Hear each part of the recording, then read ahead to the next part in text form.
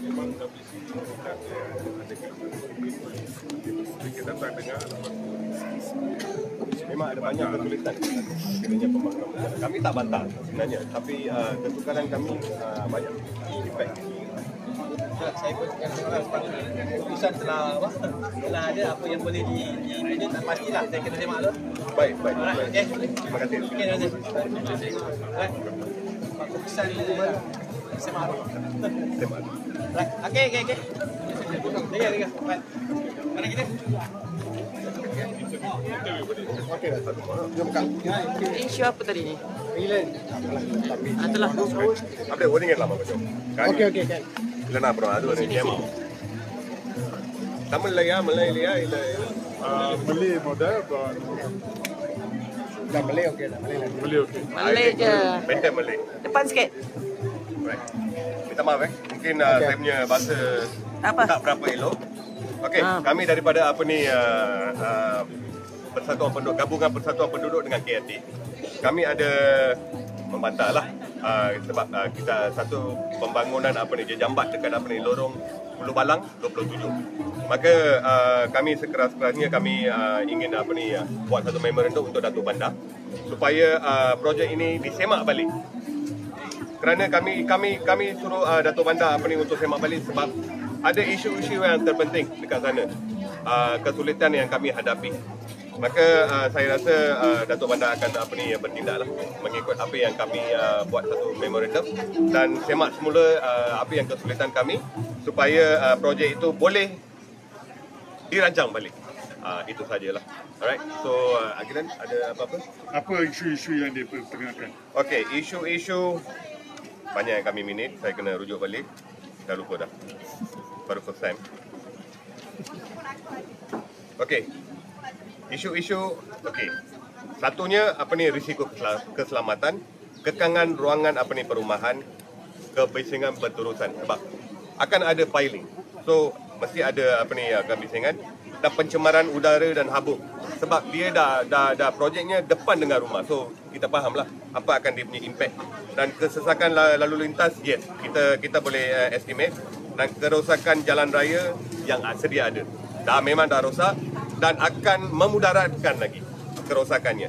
Dan kesan apa ni psikologi dan tekanan penduduk akibat piling this and that.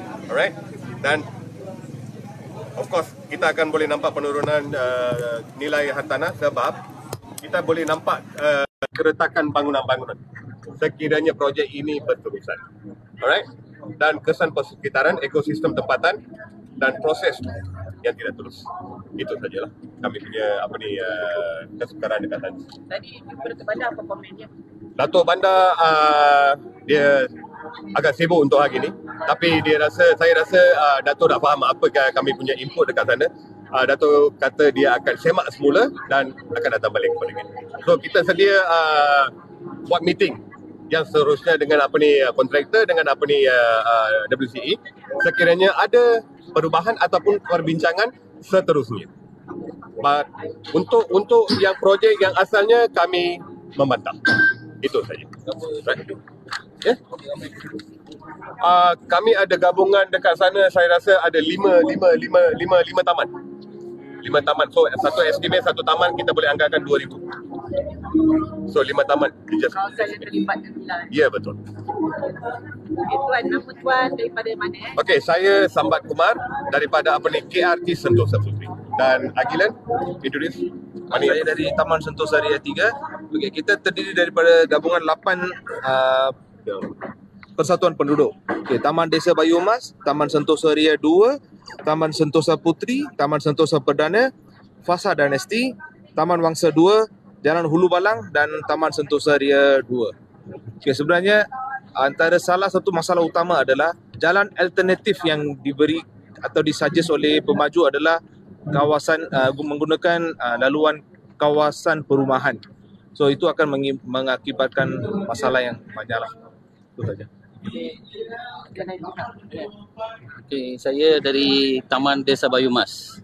So sebenarnya taman yang kami ini menghadapi masalah masuk ke taman kami. Dia kena ambil U-turn masuk taman sejiran.